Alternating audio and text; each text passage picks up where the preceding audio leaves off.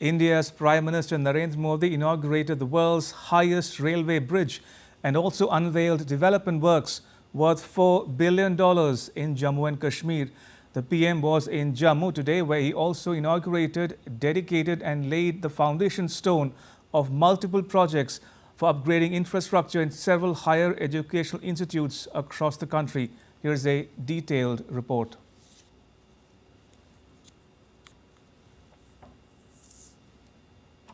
India's Prime Minister Narendra Modi, while on the one hand gave gift of development projects to Jammu and Kashmir, he left no stone unturned in politically slamming the opposition parties.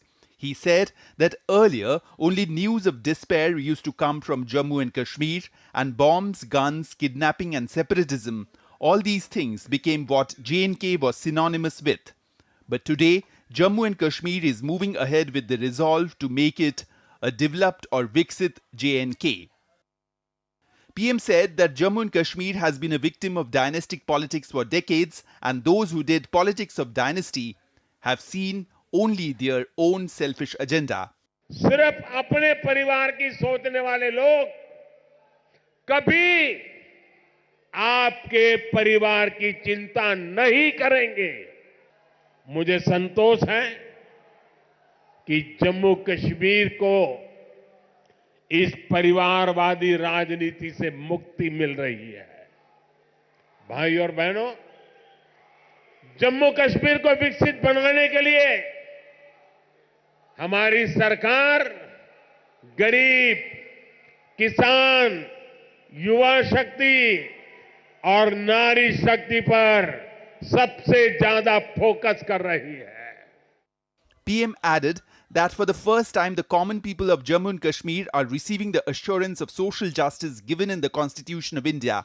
He said that a new Jammu and Kashmir is coming into being as the biggest hurdle to its development was removed with the abrogation of Article 370. प्रदेश के विकास में सबसे बड़ी दीवार article 370 की थी। इस दीवार को भाजपा की सरकार ने हटा दिया है। अब जम्मू कश्मीर एक संतुलित विकास की ओर बढ़ रहा है। 370 जाने के कारण आज मैंने हिम्मत के साथ देशवासियों को कहा है कि अगले चुनाव में भाजपा को 370 दीजिए और एनडीए को 400 पार कर दीजिए। PM said that the new India is spending more and more to give modern education to its present generation. PM Modi informed that the country has witnessed the setting up of a record number of schools, colleges and universities, including 50 new degree colleges in Jammu and Kashmir. The Prime Minister mentioned the increased connectivity to Jammu and Kashmir. PM affirmed that the day is not far when people will be able to travel across the country by taking a train from Kashmir. Speaking about the huge campaign of electrification of railways underway in the country, the Prime Minister congratulated the people of Jammu and Kashmir on getting the first electric train. वो दिन दूर नहीं जब कश्मीर से train में बैठकर लोग पूरे देश के सफर पर निकल पाएंगे। आज वो पूरे देश में रेलवे के बिजलीकरण का इतना बड़ा अभियान चल रहा है, उसका बड़ा लाभ इस क्षेत्र को भी मिला है। आज जम्मू कश्मीर को अपनी पहली इलेक्ट्रिक ट्रेन मिली है। इससे प्रदूषण को कम रखने में बहुत मदद मिलने वाली है। PM Modi also touched upon the several G20 meetings organized in Jammu and Kashmir and said that the entire world is enchanted by its natural beauty, its tradition and culture, and the hospitality and welcome given by the local people. With Bureau Inputs, Nitendra Singh's report for DD India from Jammu. As India's national capital gears up to host Raisina Dialogue from 21st to 23rd February, leaders have started arriving to attend the event. Sweden's Foreign Minister Tobias Billström arrived on Tuesday.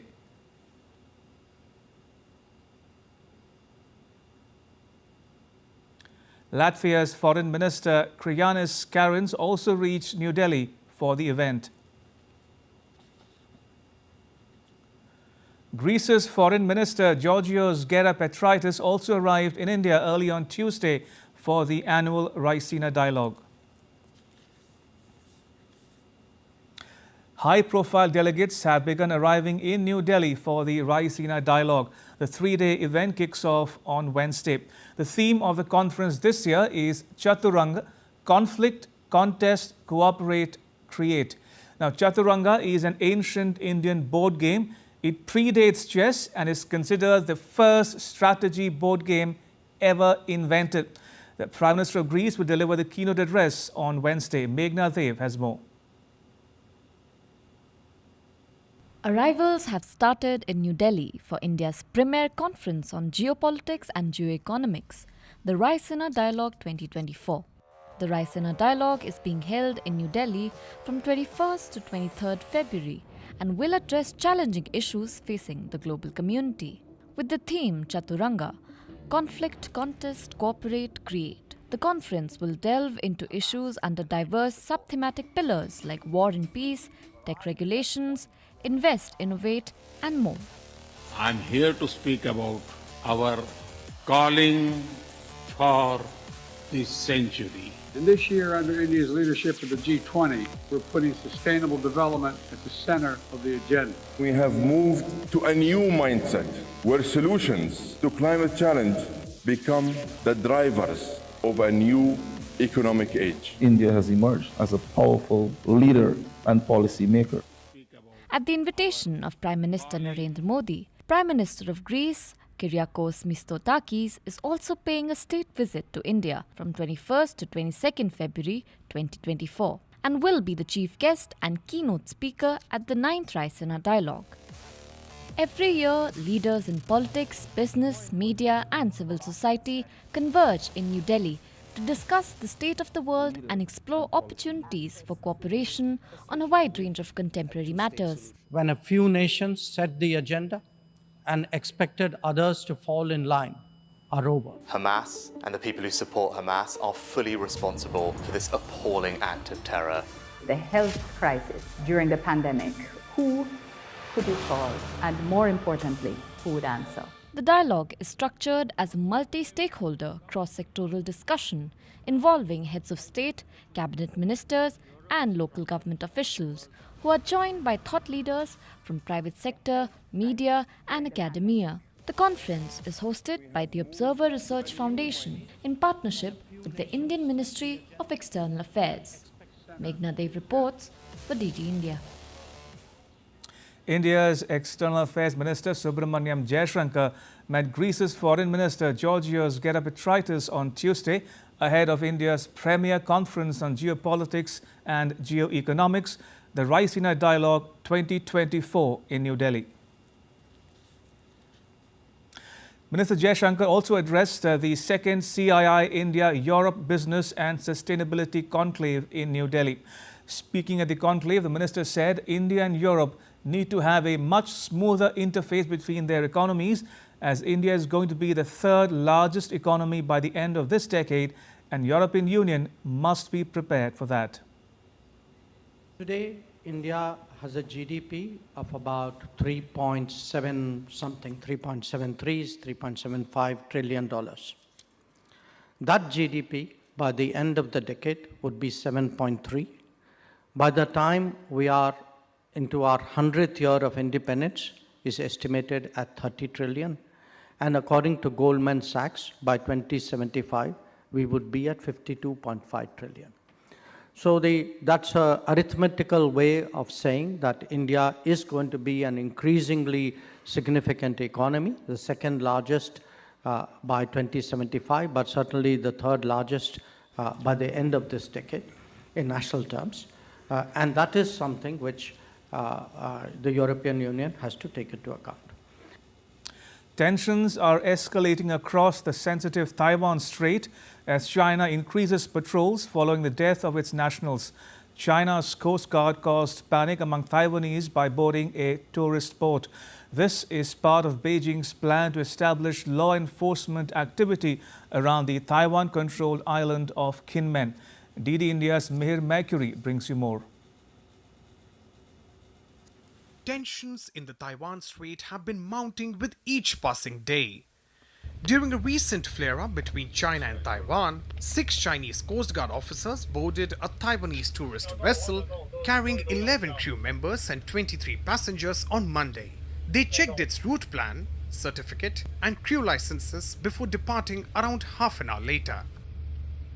On Tuesday, a Taiwan minister said the boarding of a Taiwanese tourist boat by China's Coast Guard triggered panic among Taiwanese people, and the minister expressed regret over the incident. When Chinese boats crossed into our waters, we know that these boats are not illegal at all and they just entered by accident. We would just broadcast warnings and hope they leave immediately. So we think China boarding and inspecting our boat yesterday has harmed our people's feelings and triggered people's panic. It was also not in line with the interest of the people across the strait.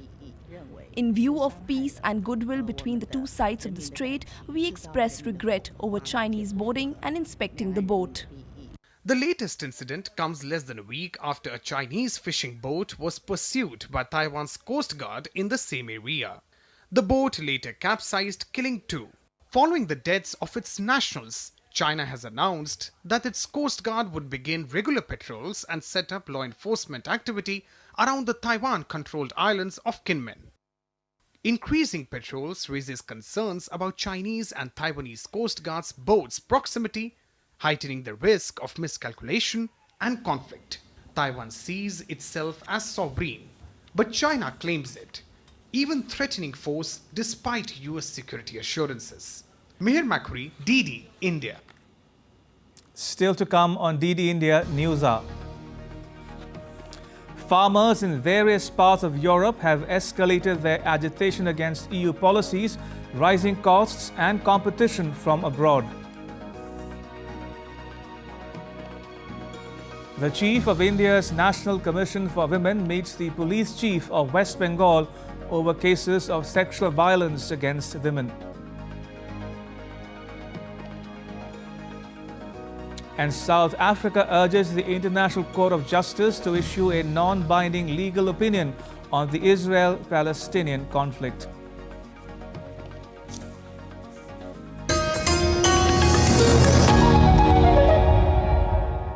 That never stops, where information shapes our reality. One app stands out, helps you stay ahead of time. Introducing the DD India app, your gateway to a world of news right at your fingertips. Your most trusted source of news goes global, goes digital. Explore a world of options, top stories, live updates, in-depth analysis, and more. Stay informed wherever you are. Real-time alerts keep you ahead of the curve always. The DD India app, connecting you to the world one story at a time. Download now and explore the world of knowledge, insights, and authentic information.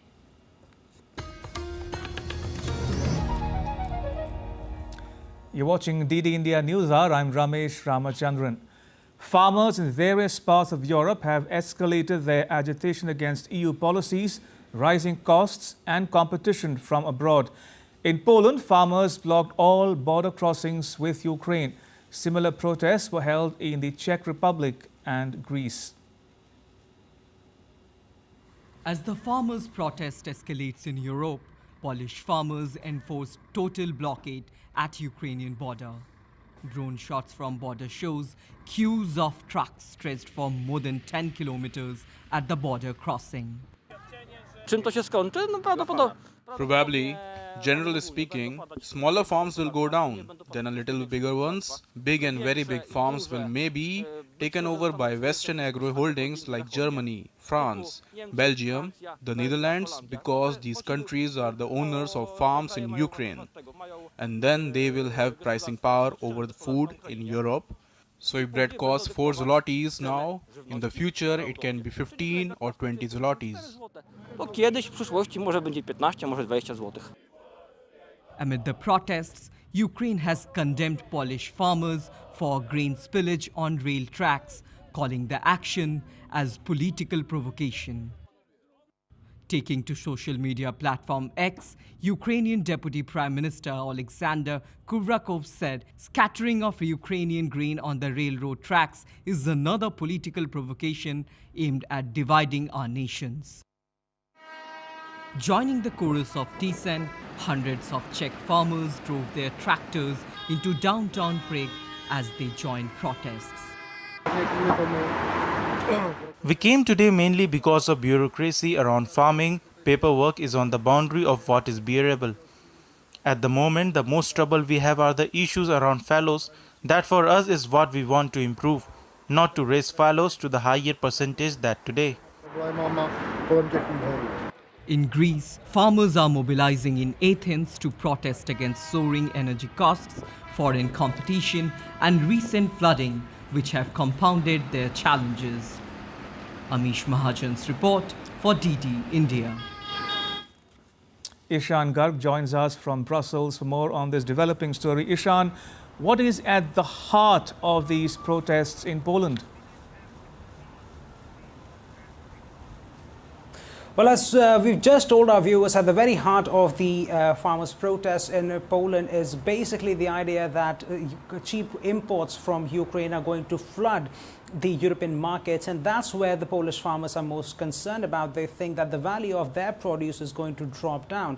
Now, since Russia's war in Ukraine, the European Union had lifted most kinds of tariffs on Ukrainian imports, and what that meant was that last year there was a record high pileup of agricultural goods in Poland, which borders Ukraine. It shares a nearly 534-kilometer long border with Ukraine, and with a lot of the grains coming in through that country, the farmers there say they have had a hard time to get a decent price for their produce, and now they are complaining that these cheap imports are hurting their livelihoods, they're hurting their profits, and this is why they're asking their government to ensure that there should be some curbs at least on the imports of the Ukrainian goods, especially of sugar, of wheat and other items like that. And that's why they have now said that if their demands are not met, if certain kinds of restrictions are not imposed, they might even consider lengthening their protest up until April. We are already seeing the impact of this, as we just showed our viewers. There are long lines stretching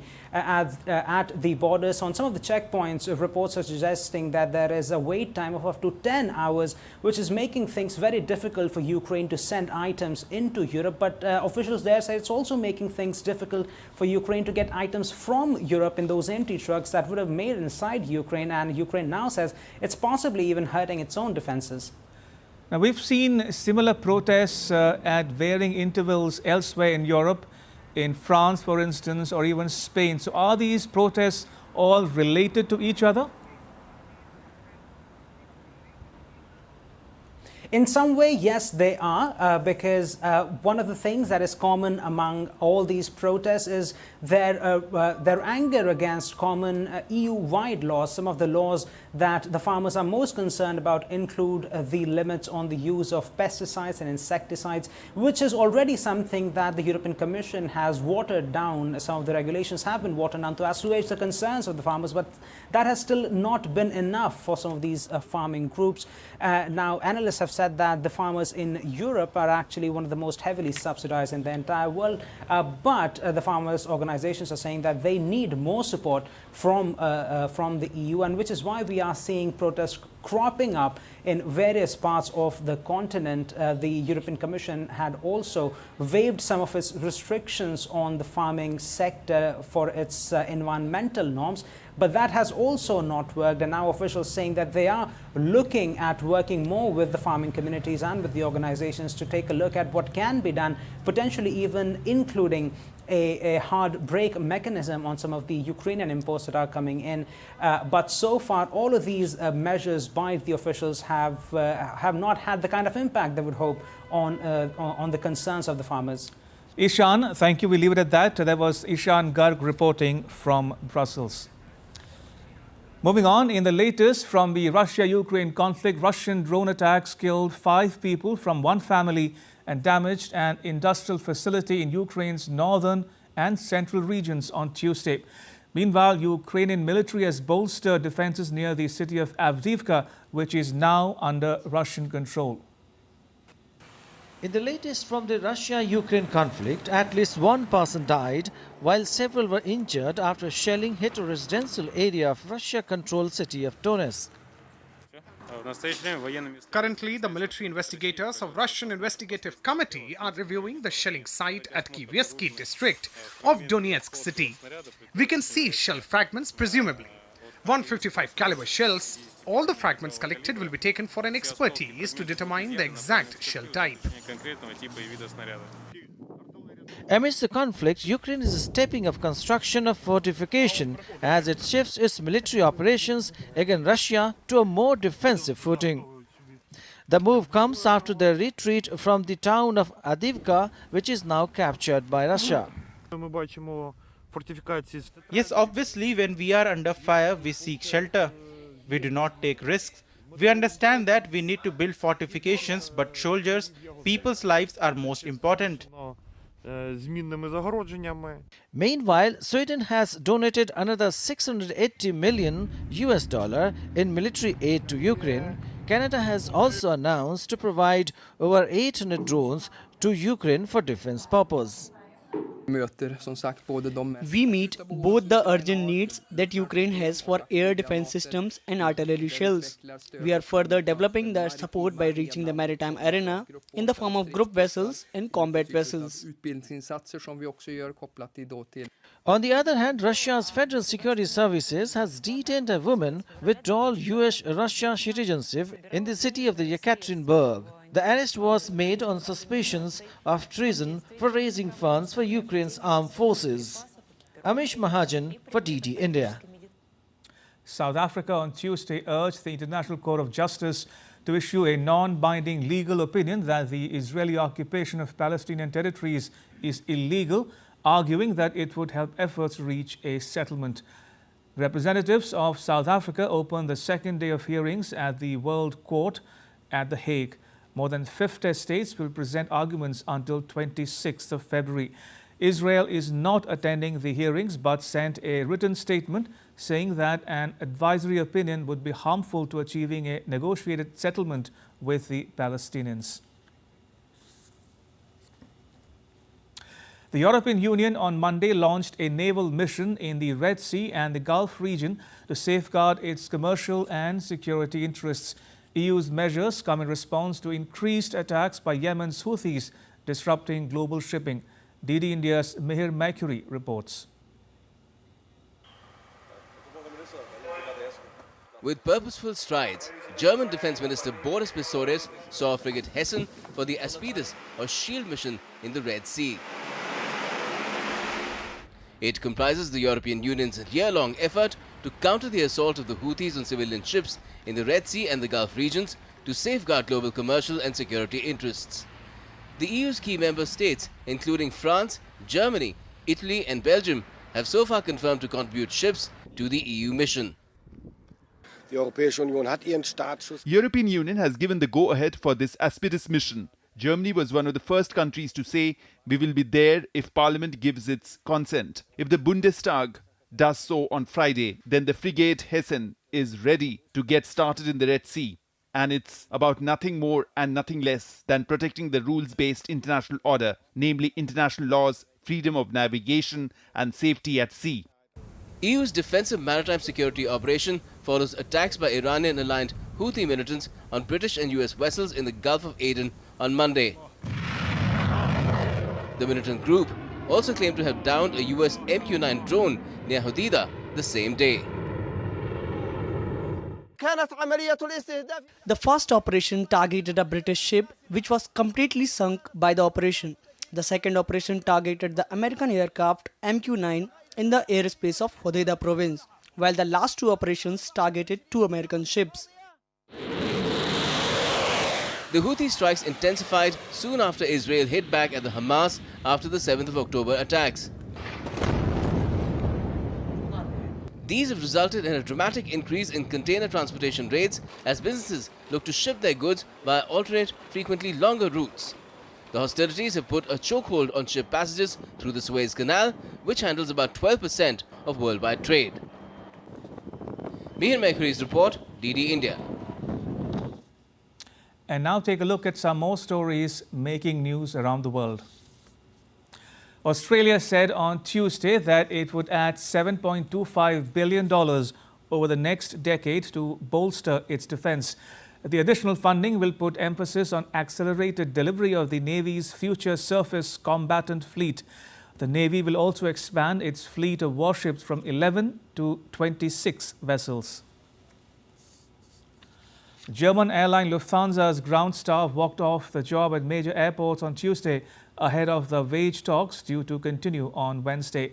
This is their second strike this month for demanding greater pay amid high inflation.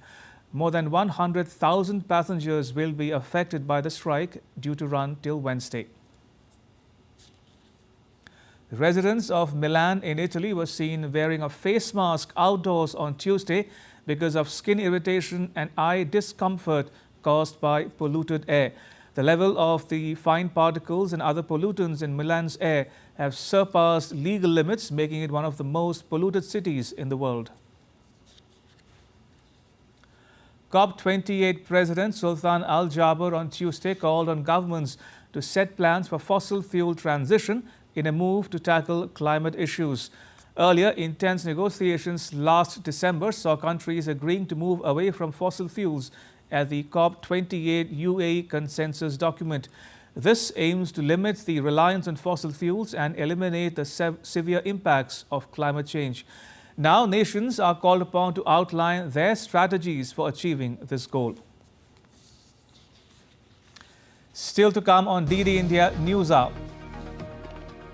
A discussion on all-round development of Jammu and Kashmir since the abrogation of Article 370.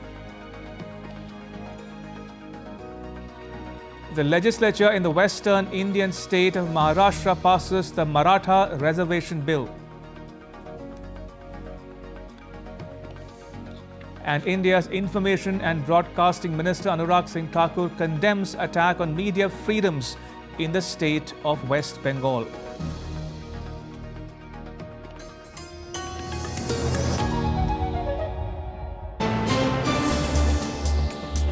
Voice of a rising aspirational world. Stories of challenges, struggles and accomplishment. A world battling conflict, hunger and poverty. Embracing growth, development, science and technology. A voice of progress, a voice of unity. Watch Voice of the Global South with me, Akshay Dongre, only on DD India.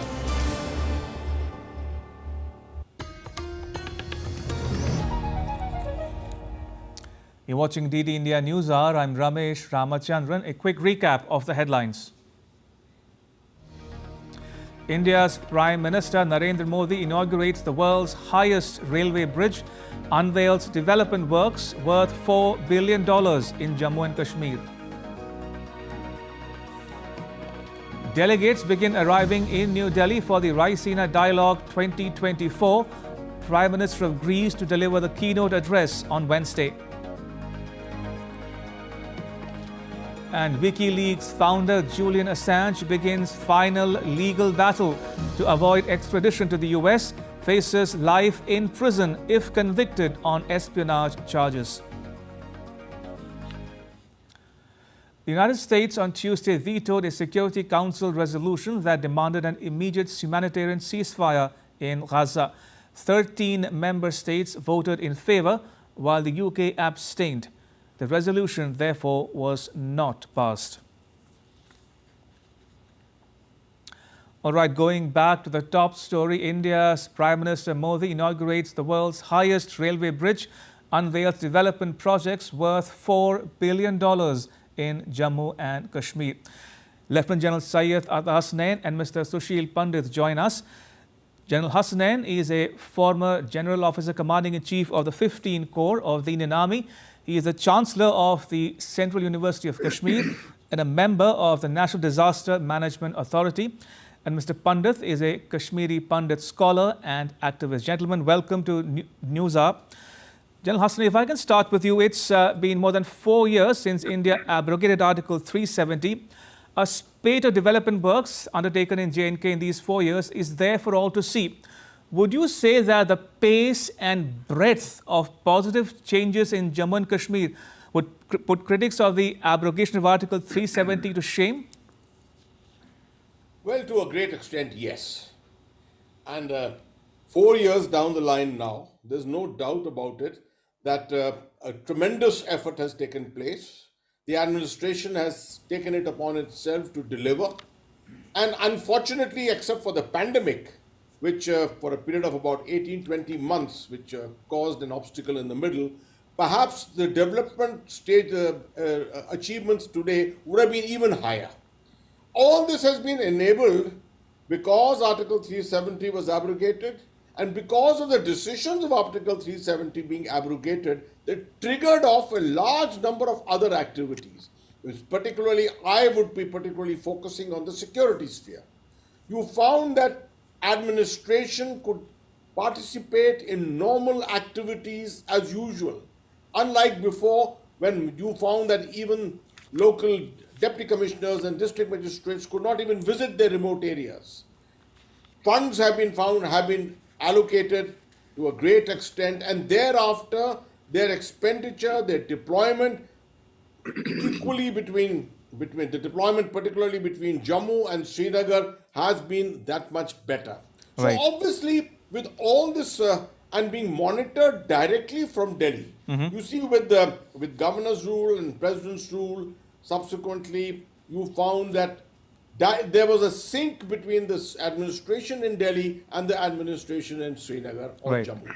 All this has assisted in ensuring that whatever we set out for ourselves as goals after the abrogation of Article 370 have been achieved to a great extent. Indeed.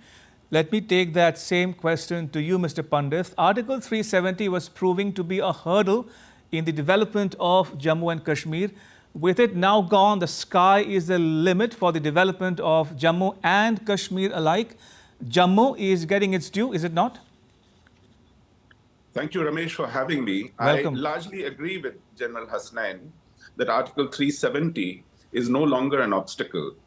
But I would like to add here the reorganization of state into a union territory also has a significant role to play, because now the state is administered from Delhi literally, as Home Ministry takes interest and it also monitors day to day.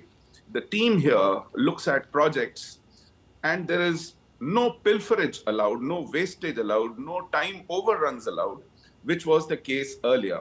So under 370, the way autonomy was abused and funds squandered, today without 370 and union territory status together are bringing in the much needed development. And I must here add, Ramesh. Sure. I remember on 8th of June 2013, when BJP National Executive met in Goa and assigned the role of Chief Campaign Manager for Lok Sabha polls of 2014 to Mr. Narendra Modi, the first thing he does was to land at Madhopur checkpost at the bridge on Ravi, where there is a monument to Dr. Shama Prasad Mukherjee. I was there and I heard him speak. And there he very earnestly said, can we at least start a debate if Article 370 has contributed anything positive? Can we at least hold this to account? Can we audit what has Article 370 robbed us of and given us in the last so many decades? He turned the argument of sovereignty and a political, emotive issue of BJP into an argument of development. And he has consistently turned this into a development calling card for himself. His Vikas quest, infrastructure, IIMs, IITs, AIMS, Kendriya Vidyalayas, railway stations, airports, tunnels, highways. He has taken this argument to a lot of change on ground, and it seems to give him a huge edge. And I think people are willing to buy this argument, which is essentially for the forthcoming polls, now barely a couple of months away. Right. General Hasnain, you have served in Jammu and Kashmir. What is the change you see on the ground today as we speak? May I ask you to paint a picture for the benefit of our viewers of Jammu and Kashmir then and now? Well, let me start with Srinagar.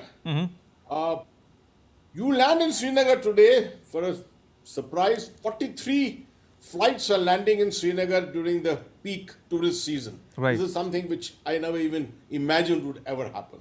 Take a drive towards any of the touristy areas, so to say, or even if you go towards Amarnath Yatra areas of Baltal, etc., you will find huge swaths of development which has taken place in terms of commercial establishment, businesses, car workshops and car showrooms, etc. All those indicators which somehow always show that a region, a society is on the march.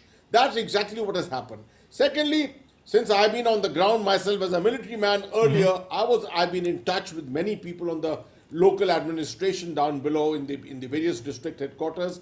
All of them much more enthused, going out. Otherwise, earlier most administration was actually done from within the headquarters itself. Right. Today you find that people have the ability to go out, seek problems, look for problems, resolve them on the spot, have meetings with the people, etc. This is a significant change which has taken place over a period of time. The same thing applies to Jammu. Jammu, once again, was always unenthusiastic about the development agenda because they knew they were at the receiving end somehow and they never got the due which was due to them. And therefore, today, when all that is available, when the monitoring is being done from Delhi, as Mr. Sushil Pandit just said, because there's such stringent kind of a monitoring which is done from Delhi, and because the two governments are in sync with each other, you find the pace of development taking place. But if I may just add a point of warning here. Sure. All this is definitely there, but we have to pay attention to the security aspect because you see, from time to time, we have still had incidents taking place. And with a neighborhood of the type we've got and the kind of developments which are taking place in the neighborhood, I don't think we would have said that we have achieved everything that we have set out to achieve. And therefore, there is a lot of caution that needs to be exercised even now. Right. Mr. Pandit, there was a time not so long ago when Jammu and Kashmir was synonymous with violence, guns and killings. And who would know better than the Kashmiri Pandit themselves because they were displaced from the valley because of terrorism. But the discourse has changed drastically since then. Development is the new currency in the region, is it not? Yes, I agree with you. But like General Hasnain added a point of caution, I must present you with a perspective. Sure. When the sponsors of terror and jihad in Kashmir, which is our friendly neighbor Pakistan, are completely bankrupt and in a bit of a turmoil of their own, when the usual suspects in Jammu and Kashmir are out of job and cannot meddle with it, and also not offer patronage to these ground forces, these overground workers, to stone pelters, what do you expect jihad to do? They would conserve lives, they would conserve resources, they would go underground and prepare for a long battle ahead. So we cannot make the mistake of saying that they are over and done with. They are waiting for their opportunity, and hence there is a need, and General Hasnain cannot ever emphasize it enough, that we need to break the back of militancy and jihad and their sponsoring organizations. Today we have the best opportunity to do this. We have to take them out root and branch. We cannot sit on our laurels because no amount of economic development can be a substitute for security. Indeed. I would have loved to continue this conversation, but I'm afraid I'm completely out of time. I have to leave it at that. May I thank both my guests, General Hasnain and Mr. Pandit, for joining us and sharing your thoughts and insights with our viewers at home and abroad. Thank you for your time. Much appreciated. And moving on, the Chief of India's National Commission for Women, Rekha Sharma, on Tuesday expressed shock over inability of the West Bengal police for arresting the main accused of Sandesh Khali violence, Sheikh Shahjahan, and his henchmen involved in sexual assaults of women. After meeting the state's top cop, Rajiv Kumar, the NCW chief said it was a setback for the victims when the police chief says if there is nothing against the accused, then what will the police investigate? The situation remained tense as opposition leaders were blocked from visiting the area after imposition of Section 144. However, State High Court allowed the opposition leader Shubhendu Adhikari to visit Sandeshkhali on Tuesday. Assuring complete support to the women in Sandeshkhali, West Bengal Governor C.V. Anand Bose said the dignity of women shall be protected and their rightful place in society secured. For me, I believe in the old adage, where there is a will, there is a way. We will certainly find a solution to the issues here. I am meeting all the stakeholders, the public men, the leaders, bereaved family, civil society, the BSF. Together, we will find a solution to this, and certainly the benumbing impact of the death of the children will always be there, but together we will find a way out for the families to come to terms with it and proceed further in their life. India's Information and Broadcasting Minister Anurag Singh Thakur has condemned the attack on media freedoms in West Bengal, where a TV journalist who was reporting on the Sandeshkhali issue was arrested by the West Bengal police on Monday. Meanwhile, journalists in New Delhi held a sit-in against West Bengal government over the arrest of the journalist. Locals are facing a lot of problems because of the ongoing protests, especially in northern India.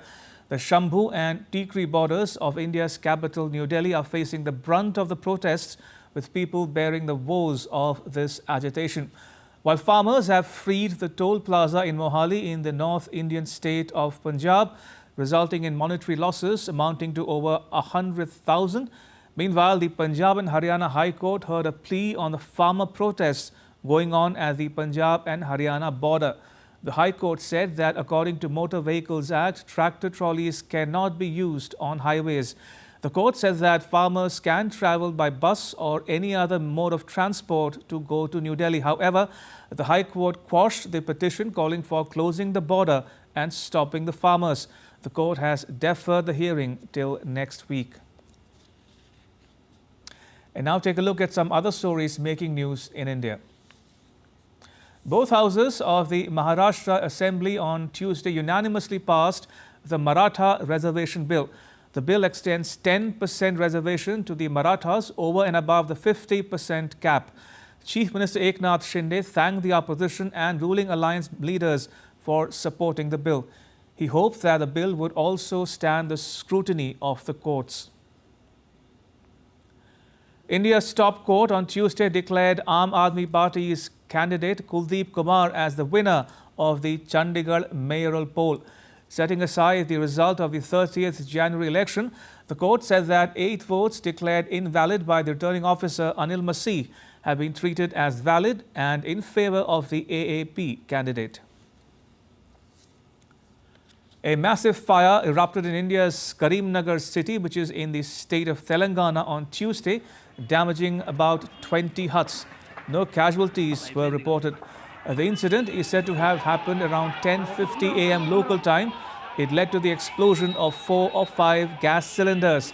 The Karimnagar District Fire Service promptly responded to the incident and successfully extinguished the blaze.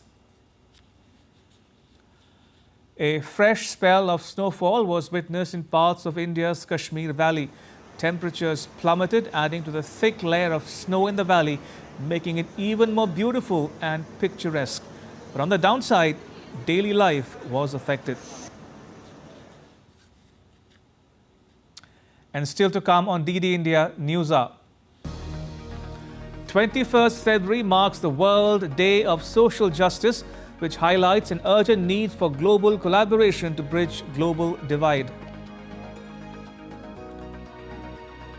And Anush Agarwala of India obtains the country's first quota in equestrian for Paris 2024 Olympics in dressage.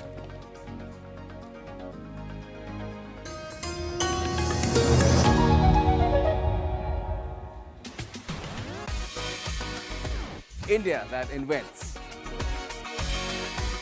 India that innovates.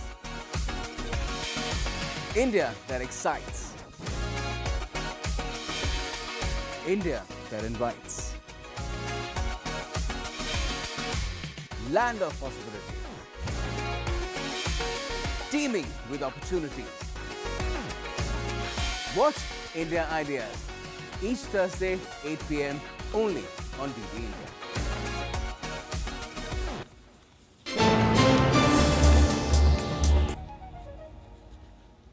You're watching DD India News Hour. I'm Ramesh Ramachandran. The government of the western Indian state of Goa has announced that it will be setting up a blended finance facility in partnership with the World Bank. This will be a first of its kind climate-focused multi-sectoral facility at a sub-national level that will enable Goa to access and mobilize concessional finance to implement low-carbon and climate-resilient investments. Blended finance has the potential to help Goa and other coastal states in India build greater resilience to the impacts of a rapidly warming climate. Under the framework of the Blended Finance Facility, the Department of Environment from the Government of Goa signed MOUs with key financial institutions, including the National Bank for Agriculture and Rural Development, the Small Industries Development Bank of India, and the Power Finance Corporation. Goa's Chief Minister, Dr. Pramod Sawant, was also present on the occasion. In his address, Pramod Sawant said that this blended finance facility will enable government to embed and operationalize greater resilience in planning, investments and infrastructure. He added that his government looks forward to empowering people with new technologies and business models that will be crucial in responding to climate change. After the success of blended finance facility, and we will be able to take up these activities all over the Goa and ensure the climate and disaster resilient greener Goa. I appreciate the World Bank team and for its technical and financial support and for choosing the Goa to be designed to set up the new blended finance facilities and which is first of its kind in the country. The facility aims to support the government of Goa's vision of Samriddhi, Santulan and Surmayata in alignment with Viksit Goa 2047. Key sectors that will benefit from blended finance investments include e-mobility and related infrastructure, renewable energy, biodiversity conservation, coastal protection and green tourism. World Bank representative present on the occasion said that they would be working with Goa to implement climate-resilient investments towards the well-being of its people and the environment.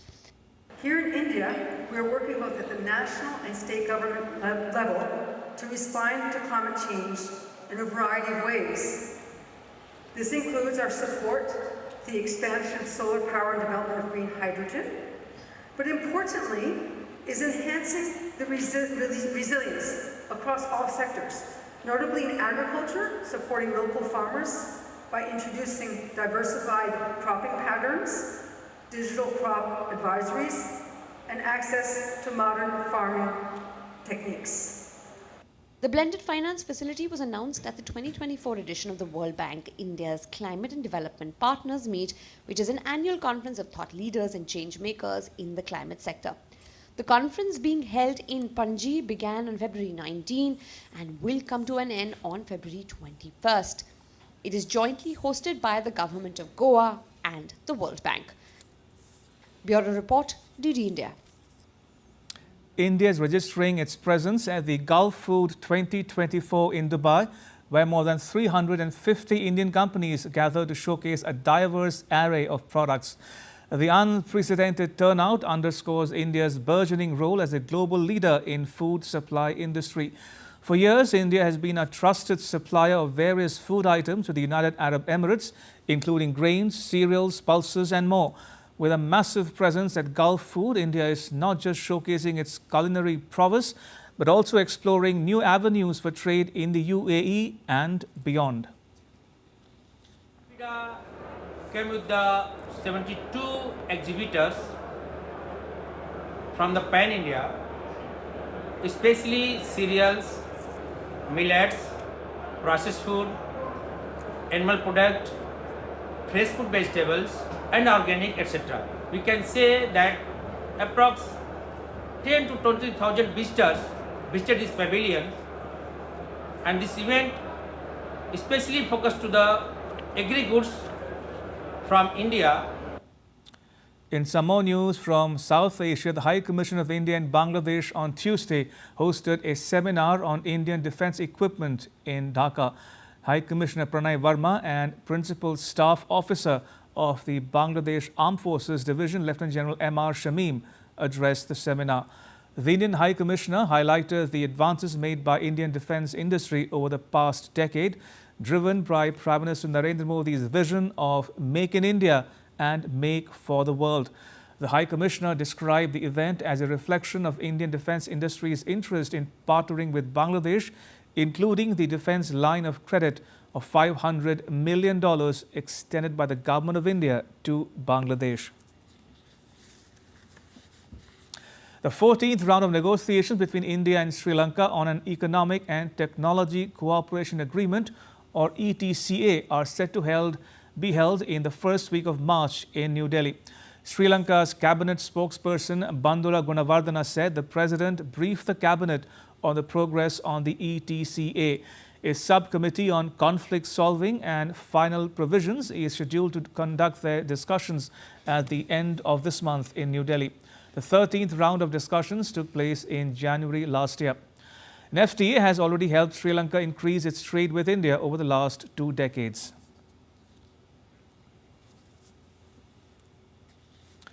21st February marks the World Day of Social Justice. It highlights the urgent need for global collaboration to bridge the global divide and build a global alliance as inequalities worsen. Jessica Taneja reports from New Delhi.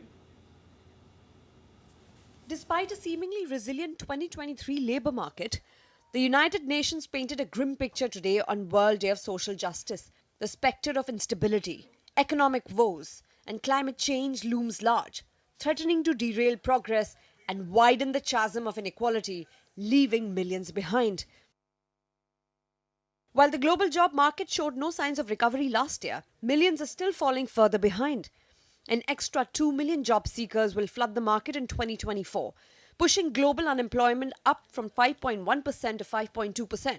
The picture worsens when we zoom in. 241 million workers still fight extreme poverty, and 423 million grapple with moderate poverty, struggling to make ends meet. The UN's message is stark and clear. Solutions require a multidimensional approach. Governments must join hands in strengthening domestic economies and fostering regional collaboration. While World Day of Social Justice serves as a powerful reminder, the fractured social contract needs mending. Moreover, education, the cornerstone of individual empowerment and societal development, needs to be prioritized even more. Jessica Taneja for DD India. And now to all the news from the world of sport.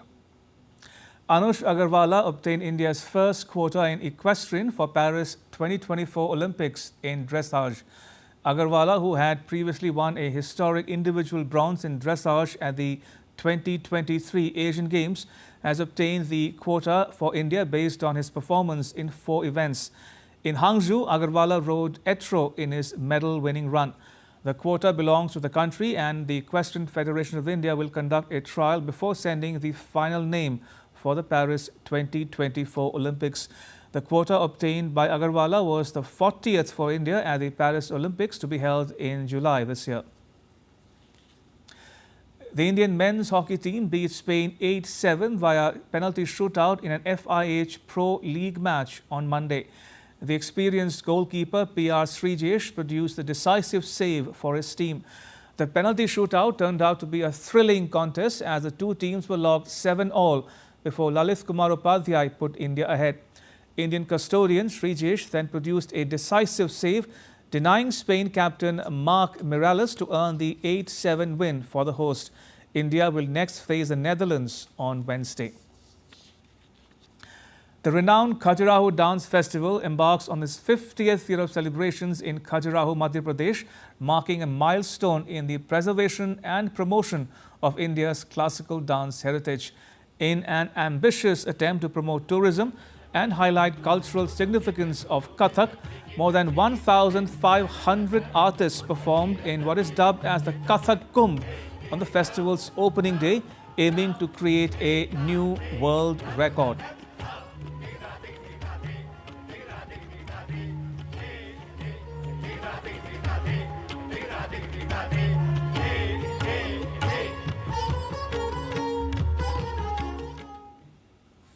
And with that, it's a wrap on this edition of DD India News Hour. Let us know your thoughts on the news of the day. You can connect with us on Facebook, X and Instagram. You can also check out our website ddindia.co.in. We'll be back with more news as it breaks here on DD India. I'm Ramesh Ramachandran.